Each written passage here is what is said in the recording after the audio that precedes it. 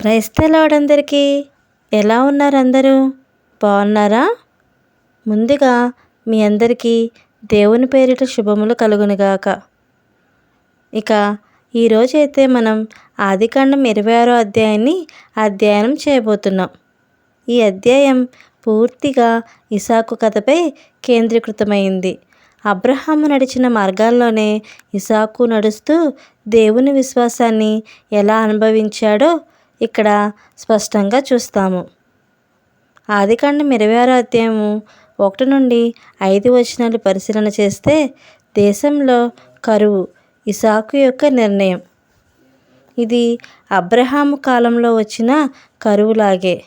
అందరూ ఈజిప్టుకు వెళ్ళే ప్రయత్నం చేస్తుంటే దేవుడు ఇసాకుకు చెప్తాడు, ఈజిప్టుకు పోవద్దు అని. నేను నీతో చెప్పు దేశంలోనే నీవు నివసించు అని. గెరార్ దేశంలో ఉండాలని ఆజ్ఞ ఇచ్చాడు. దేవుడు అబ్రహాముకి ఇచ్చిన అన్ని వాగ్దానాలను మళ్ళీ ఇసాకు మీద ధృవీకరిస్తాడు. నీ సంతతి నక్షత్రాల్లా విస్తరిస్తుంది. ఈ దేశాన్ని నీ సంతతికి ఇస్తాను. నీ ద్వారా జనములందరికీ ఆశీర్వాదము కలుగును అని. ఇక 6 నుండి 11 వచనాలు పరిశీలన చేస్తే ఇసాకు రిబ్కా గురించి అబద్ధం చెప్పిన ఘటన. ఇసాకు గెరారులో నివసించాడు. అక్కడి ప్రజలు రిబ్కా గురించి అడిగినప్పుడు అతడు ఇలా చెప్పాడు, ఆమె నా చెల్లెలు అని. కారణం, తనను చంపేస్తారేమో అన్న భయం. రాజు అయిన అబీమెలెకు రిబ్కా ఇసాకు యొక్క భార్య అనే నిజాన్ని తెలుసుకొని ఇసాకుని పిలిపించి మందలిస్తాడు. తర్వాత రాజు ఆజ్ఞ జారీ చేస్తాడు, ఎవరు కూడా ఇసాకుని కానీ అతని భార్యని కానీ తాకకూడదు అని. విశ్వాసులు కూడా కొన్నిసార్లు భయంతో తప్పు చేస్తారు, కానీ దేవుడు కాపాడి దిద్దుతాడు. ఇప్పుడు 12 నుండి 14 వచనాలు పరిశీలన చేస్తే దేవుని ఆశీర్వాదంతో ఇసాకు ప్రబలడం. దేశంలో కరువు ఉంది. చుట్టూ ఉన్న ప్రజలకు పంటలు రావడం లేదు. భూమి ఎండిపోయింది. నీరు కూడా తక్కువయింది. సాధారణంగా అలాంటి పరిస్థితుల్లో ఎవరైనా పంట వేయరు.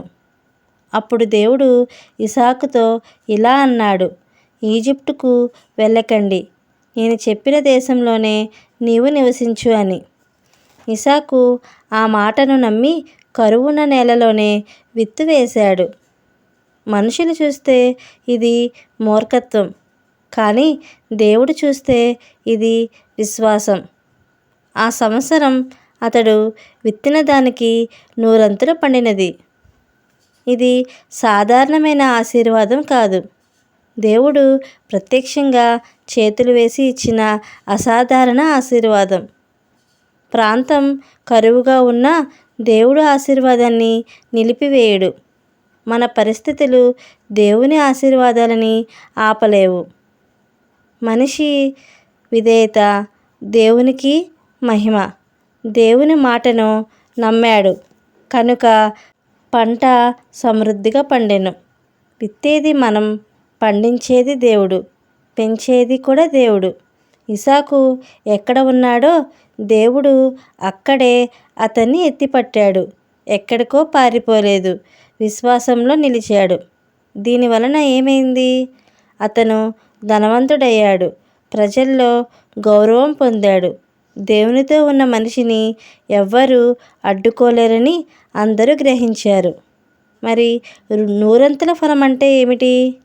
దేవుడు మన ఊహలను దాటి అసాధ్యమైన పరిస్థితుల్లో కూడా అద్భుతమైన పెరుగుదల ఇచ్చే శక్తిని చూపడం. చివరిగా ఇసాకు యొక్క ఎదుగుదలను చూసి ఫిలిష్తీయులకు ఈర్ష్య కలిగింది. ఇప్పుడు 15 నుండి 22 వచనాలు పరిశీలన చేస్తే బావుల యొక్క వివాదాలు. ఫిలిష్తీయులు అబ్రహాము కాలంలో తవ్విన బావులను మన్నుతో మూసివేశారు.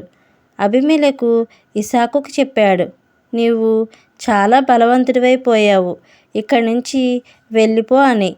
ఇసాకు శాంతిగా అక్కడి నుంచి వెళ్ళి తన తండ్రి బావులను తిరిగి తవ్వించాడు. గెరారు కాపరులు ఇస్సాకు కాపరులతో జగడమాడి, ఈ నీరు మాదే అని చెప్పిరి గనుక వారు తమతో కలహించినందున అతడు ఆ బావికి ఏషేకు అని పేరు పెట్టెను. ఏషేకు అనగా జగడమాడు అని అర్థం. తర్వాత వారు మరొక బావి త్రవ్వినప్పుడు దాని కొరకును జగడమాడిరి గనుక దానికి సిత్నా అని పేరు పెట్టెను. సిత్నా అనగా విరోధము. తర్వాత అతడు అక్కడి నుండి వెళ్ళి మరొక బావి త్రవ్వించెను.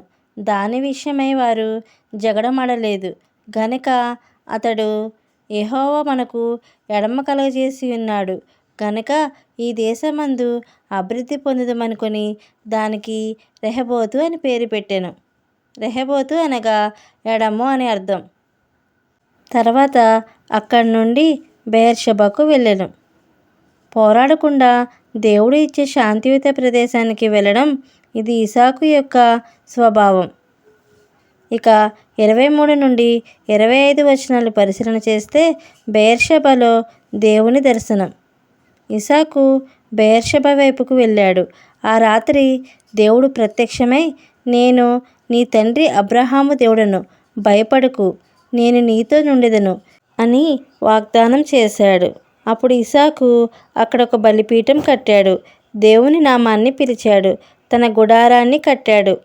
అతని సేవకులు మళ్ళీ ఒక బావిని తవ్వారు. ఇప్పుడు 26 నుండి 33 వచనాలు పరిశీలన చేస్తే అబీమెలెకుతో ఒప్పందం.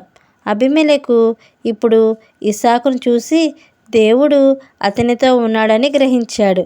అందుకే శత్రుత్వాన్ని ముగించి శాంతి ఒప్పందం చేసుకోవడానికి వచ్చాడు. ఇస్సాకు వారికి భోజనం పెట్టి ఒప్పందం చేసుకున్నాడు. మరుసటి రోజు వారు శాంతితో వెళ్ళిపోయారు.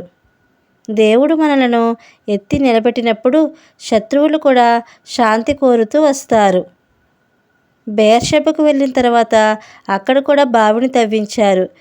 దాసులు వచ్చి, మాకు నీళ్లు కనబడినవి అని చెప్పిరి కనుక ఆ బావి పేరు షేబా అని పేరు పెట్టెను. కాబట్టి నేటి వరకు ఆ ఊరి పేరు బెయేర్షెబా అని పిలుస్తారు. ఇక 34, 35 వచనాలు పరిశీలన చేస్తే ఏశావు యొక్క వివాహం. ఏశావు 40 సంవత్సరాల వయసులో 2 హిత్తీయుల స్త్రీలను వివాహం చేసుకున్నాడు.